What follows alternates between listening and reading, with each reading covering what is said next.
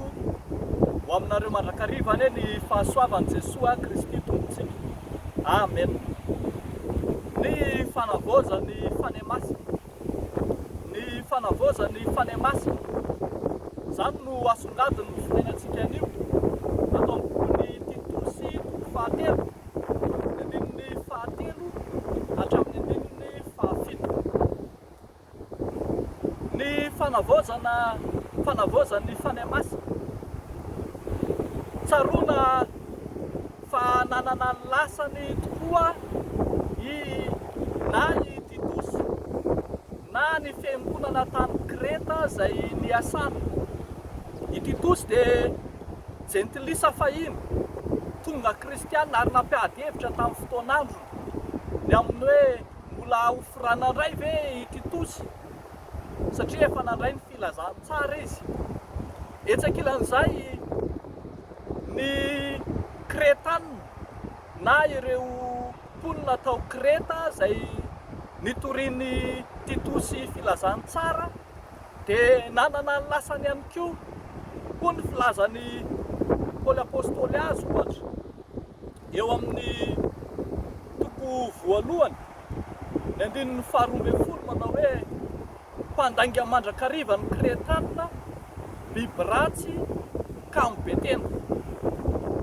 Kanefa na teo amin'ny Titosy na teo amin'ireo kristianina tao a Kreta dia samy mandray ny fanavaozany fanemasina, ka zany fanavaozany fanemasina zany dia mini mamafa ny lasa, mini tsy mijery ny fahiny.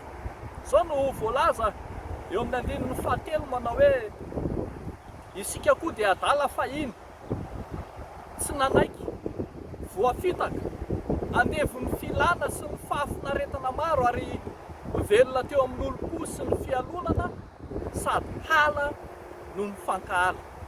Taloha zany, fahiny zany, fa ankehitriny kosa dia ambaran'ny apôstôly Paoly fa raha te handamina sy handrindra ny fiainam-piangonana, raha te hampahomby ny fitondram-piangonana izy dia tsy maintsy mahatsiaro sy manaiky ary mandray ny fanavaozany fanemasina. Io fanavaozany fanemasina io no andraisana ny famonjena Andriamanitra, ny famonjena zay efa nitanterahan'i Kristy teo amin'ny hazo fijaliana.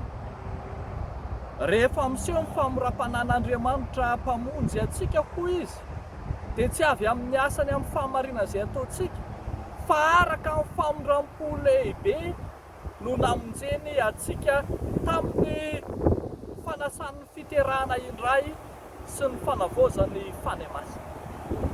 Io fanavaozany fanemasina io no manadio, io fanavaozany fanemasina io no manasa indray. Vao mbola nampiasaina hafa dia hoe mampandro, nampandrona tamin'ny fanemasina ny mpino ka voafafa ny aizokitroko ny fahiny sy ny lasa rehetra. Tena mbara mihitsy fa io fanemasina io no nahidina betsaka tamin'ny mpino, tena hoe nahidina tamin'ny fahafenona, nahidina nararaka, tsy tahaka ny rano atete amin'ny batisa ohatra, fa tena fanadiovana feno no entiny fanemasina, ka io no iainana amin'ny fiainana vaovao indray ao anatin'ny fiangonana. Ambara ihany koa fa io fanavaozany fanemasina io no andraisa fahasoavana araka ny voalaza eo amin'ny andininy fahafito hoe ho ao amarinina amin'ny fahasoavana isika ka ho mpandova araka ny fanatenana ny fiainana mandrakizay. Rehefa malala sady manolotra famonjena maimaimpotona izay rehetra ao amin'ny fiangonana, ny fanahy masina no manokatra varavaram-pitahina ho an'izay rehetra manaiky handray azy marina. Rehefa koa malala mamafa ny lasa sy ny fahiny rehetra zay nilafika teo ambony hadalana sy ny fahotan'izao tokoa izao ny fanemasina, ka mahatonga ny olona kosa ho ateraka indray fiainana vaovao, olona manana fiainana vaovao amin'ny Kristy. Zany fiainana vaovao na ataontsika hoe zavaboary vaovao izay noharian'i Kristy zany tao amin'ny fanemasina no ampanjakana eo amin'ny fiangonana, ampanjakana ny fahamarinana Andriamanitra.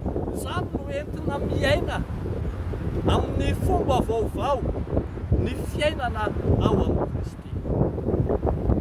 Na oharintsika ry afaka malala, iaina zany fiainana vaovao atolotr'Andriamanitra izany ka tsy ho variana hivesatra sy hiziaka ny amin'izay lasa tsy nampahomby sy ny lasa izay nanavesatra na ny lasa izay nahatonga antsika ho tafasaraka amin'Andriamanitra mandrakariva izany. Andeha isika anaiky ny fanadiovan'ny fanemasina izay efa nanadio antsika tamin'ny fanasana vaovao, fanasana fiterana indray, fanasana ny fanemasina. Andeha izany no ampanjakaina amin'ny fiangonana ka tsy anaiky na hitaratra ny fiangonana amin'ny fiainana feno fahalovana izay nisy azy fahiny intsony, fa hijery kosa le maso vaovao amin'ny fahaterana vaovao izay novelomin'i Kristy ao amin'ny fiainan'ny fiangonana. Eo an'Andriamanitra irerian'ny voninahitra. Amen. Hivavaka isika ry havana. Misaotra anao izay fanahy masonao. Lay Andriamanitra ty le tianay. Lay ten'Andriamanitra. Persona fahatenany kely izay iray. Maneho ny asa-pamonjena sy asa-pahasoavana eo amin'ny fiainan'ny mpino sy raray avy. Lay Andriamanitra minitsy mijery ny lasanay fa manomana fiainana vaovao ao amin'ny Kristy, ahafahana mijery sy miaina amin'ny fomba vaovao iray ao amin'ny fiangonana. Entinay havaka izay rehetra mety endrika fahatovana milavitra ao amin'ny fiainan'ny fiangonana. Entinay havaka ny lasan'ny fiangonana rehetra ka manavesatra sy mampitambesatra azy tsy ahita ny famonjena ao. Amin'ny an'ity kosa raha sitraka ho Andriamanitra dia olona vaovao miaina ny fiainana vaovao, atolotra ho Andriamanitra ny mpino rehetra ho aminy ka dia hiaraka misandratra ho any amin'ny voninahitra ao hitsena le fiainana mandrakizay izay efa nampanantena. Dia ataonay sy angatanay amin'ny anaran'i Jesosy zany vavaka izany.